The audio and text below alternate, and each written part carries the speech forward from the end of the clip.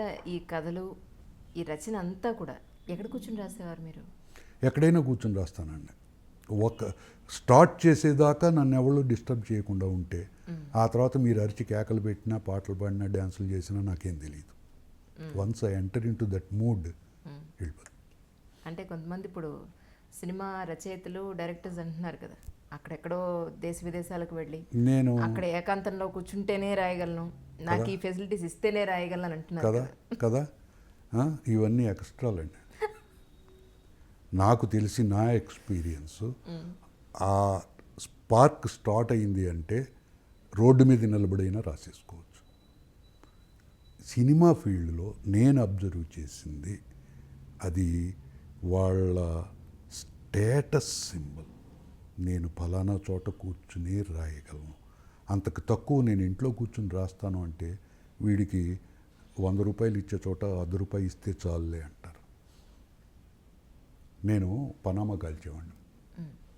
ఒక cinema director పిలిస్తే story డిస్కషన్కి వెళ్ళా. సిగరెట్లు నా పనామా అయిపోయినాయి సార్, సిగరెట్లు అయిపోయినాయి అండి అన్న. విజిపి గార్డెన్స్, మద్రాస్ విజిపి గార్డెన్స్లో ఉన్నాం. 555 ప్యాకెట్లు ఉన్నాయి, ఇన్ని బండిల్స్ ఇచ్చారు. నాకు అవి నచ్చవండి, ఐ నీడ్ పనామా. నన్ను ఆఖరికి అసిస్టెంట్ డైరెక్టర్ కూడా పనామా గలుస్తాడా అని ఎక్కిరించాడు.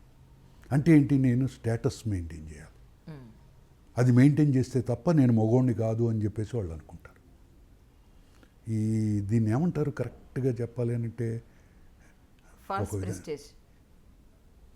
ఫీల్డ్లో అది ఉంది.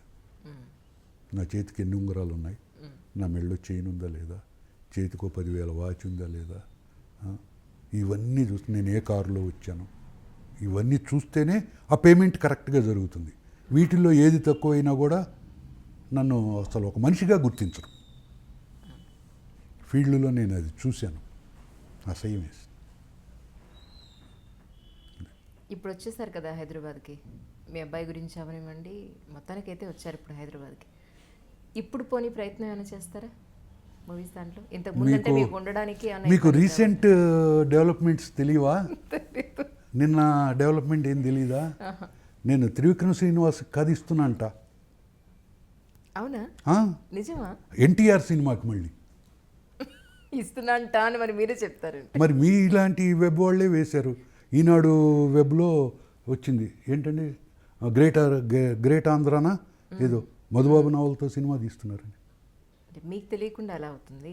మరి అదేగా హైదరాబాద్ గొప్పతనం. అంటే ఇప్పుడు మరి మధుబాబు గారు మీ కథని వేరే వాళ్ళు తీసుకున్నప్పుడు మీరు పాయింట్అవుట్ చేయరు, ఆయన చాలా ఉదార స్వభావం అన్న దాంట్లో తీసేసుకున్నారేమో చూడండి. ఎవరు తీసుకుంటారు, అంత తేలిగ్గా తీసుకుంటారా? ఇదివరకు జంక్షన్లో కాబట్టి మనకెందుకు లేని ఊరుకున్నాం. మళ్ళీ హైదరాబాద్ రావాలంటే లేనిపోని తలకాయ నొప్పి, ఇక్కడ ఫుడ్ వ్యవహారాలన్నీ చూసుకోవాలని చెప్పి ఇప్పుడు హైదరాబాద్లోనే ఉన్నాను కదా. స్కూటర్ వేసుకుని 5 నిమిషాల్లో వెళ్ళిపోతా.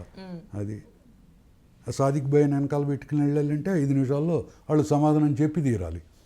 ఎందుకంటే ఈయన్ని కాకైతే ఈయన ఒక్కడే రాడు, ఈయన వెనకాల 200 మంది 300 మంది వస్తారు.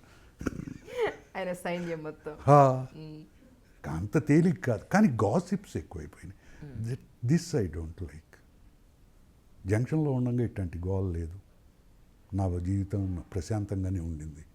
హైదరాబాద్లో వచ్చిన తర్వాతే ఏంటేంటో అసలు అంత ఈనాడు వాళ్ళు వేయటం ఏంటి, అంత ఎంతో కొంత స్టాండర్డ్ ఉన్నవాళ్ళు కదా, వాళ్ళు ఈ గాసిప్ ఎందుకు క్రియేట్ చేస్తారు? అసలు జనరల్గా ఏదైనా సరే ఒక సంఘటన జరిగినప్పుడు అది కన్ఫర్మ్ అయ్యేంత వరకు కూడా వేయరండి యాక్చువల్గా. అయితే మరి ఇది ఎలా జరిగిందో అనేది నాకు అర్థం కావట్లేదు. ఏంటో నిన్ననే మెసేజ్లు నిజమా కాదా కాదు కాదు కాదు, రాత్రి 3 దాకా కూడా కాదు కాదు అంటూనే ఉన్నాను నేను. అది ఏమో వచ్చి మిమ్మల్ని అడుగుతారేమో, ఏం చెప్పగలం. అడిగితే అడిగినట్టు అడగబోతున్నారు అన్నా నాన్న, అవును అనాలి. అడిగిన తర్వాత అన్నా వెయ్యాలి. ఏమీ లేకుండా వేగ్గా మధుబాబు నవల్ని తీస్తున్నారు అంటే అందులో ఎవరితో, జూనియర్ ఎన్టీఆర్తోనా? అమ్మో, అదేదో గొప్పది, దాని మూలానేదో మన స్టేటస్ పెరుగుతుంది అనేది కాదు. జూనియర్ ఎన్టీఆర్ చక్కటి నటుడు. ఆయనకి ఒక కథ ఇవ్వాలి అని అంటే దానికి ఎంతో కొంత బోల్డంత ఎక్స్పీరియన్స్ ఉండాలి. త్రివిక్రమ్ శ్రీనివాసన్ ఒక కథ చెప్పి మెప్పించాలి అని అంటే తెలివితేటలు చాలా ఎక్కువ ఉండాలి, క్రియేటివిటీ టాప్ మోస్ట్లో ఉండాలి. ఎందుకంటే ఆయన కథలు తప్పితే బయట వాళ్ళ కథలు వినిపించుకోడు, వినడు. అటువంటిది అతన్ని నేను కన్విన్స్ చేయాలనంటే నేను ఎంత మొనగాడిని అయి ఉండాలి. ఇవన్నీ వదిలేసేసి ఒప్పేసుకున్నారు, తీసేస్తున్నారు అంటే గాసిప్స్ కదా. అది హైదరాబాద్లోనే సాధ్యం, ఇంకెక్కడ సాధ్యం కాదు. అటువంటి చోటుకే వచ్చి కూర్చున్నాను ఇప్పుడు ప్రస్తుతం నేను. అయితే మీరు అడిగిన ప్రశ్నకి అవకాశాలు వస్తే చేసే పనే ఉంది, చేస్తా. ఇదివరకులాగా వెళ్ళేసేసి నేను ఎక్కడ ఉండాలి, నాకు తిండి ఎవళ్ళు పెడతారు అని అడగక్కర్లా. తీసుకెళ్ళి ఇంటి దగ్గర దించమంటే వాళ్ళే తీసుకొచ్చి దించుతారు. మళ్ళీ పొద్దున్నే వచ్చి పికప్ చేసుకోమంటే చేసుకుంటారు. నాకేంటి హ్యాపీ. ఇంట్లో కూర్చుని మా ఆవిడతో తిట్లు తినటం కంటే అక్కడికి వెళ్ళి వాళ్ళతోనే గొడవ పడుతూ ఉండొచ్చు. ఎవరు తిట్లు తింటున్నారు?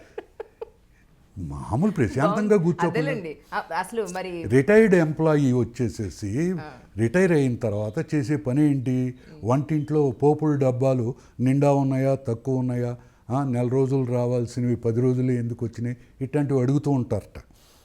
ఏమీ కూర్చోకుండా నేను నా ఎక్స్పీరియన్స్ అది. కూర్చుని ఏంటి అక్కడ దుమ్ము కనపడుతోంది అని అనాలనిపిస్తుంది. అంతకుముందు దాన్ని అబ్జర్వ్ చేసేవాడిని కాదు, ఇప్పుడు చేస్తున్నా. వాళ్ళకేమని ఎక్కడ కావాలో అక్కడ కాలుతుంది. మరి తిట్రా? మీ ఉద్యోగం రిటైర్ అవ్వటం మా ప్రాణానికి వచ్చింది, మేము ఎప్పుడు రిటైర్ అవుతామో అంటూ ఉంటుంది మా ఆవిడ. ఆడవాళ్ళకి రిటైర్మెంట్ ఏముందండి, ఏమీ లేదు. వచ్చిన బాధ అదే. అది మనం మగాళ్ళు గమనించాలి. వాళ్ళకి రిటైర్మెంట్ లేదు, మనం రిటైర్ అయ్యేసేసి వాళ్ళని రెచ్చగొడుతున్నాము. కాబట్టి తలకాయ ఎంచుకుని పక్కకి వెళ్ళటం సుఖం. కాబట్టి నాకు ఏదైనా అవకాశం వస్తే పొద్దున్నుంచి 8 గంటలు కనపడకుండా ఉంటే నేను ఆఫీస్కి వెళ్ళిన ఫీలింగ్ తనకే వస్తుంది. తన పని ఏదో తను చేసుకుంటాను. అంతేగాని ఆవిడకి సహాయం చేస్తానని మాత్రం ఏం చేయగలమండి? మగాళ్ళు నేను వెళ్ళి కూరలో పోపేస్తే ఉంటుందా? మళ్ళీ ఆ కూర తినబుద్ధి చేస్తుందా? పోనీ ఏది వీలైతే అది చేయండి, ఏది చెడగొట్టకుండా ఉండేదో చేయండి. పోనీ ఏది చేయడానికి ఫిక్స్ అయిపోతారే, ఇది తప్ప ఇంకేమీ చేయను అని. చేత కాదు, నో ఫిక్స్. సరే, ఆడవాళ్ళ ఫిక్స్ అయితే ఇది నేను చేయలేనని, వంట చేయలేను, ఏం చేస్తాం? హోటల్ నుంచి తెచ్చుకుంటాం. ఏదో ఒకటి తినాలి కదా టైంకి. తనకి తెచ్చిపెట్టాలిగా, వచ్చిన బాధ అది తనొక్కతే వండుకుని నాకు పెట్టను అంది కదా. అది నాకు వండుతుంది, తను వండుకుంటే నాకు వండినట్టే.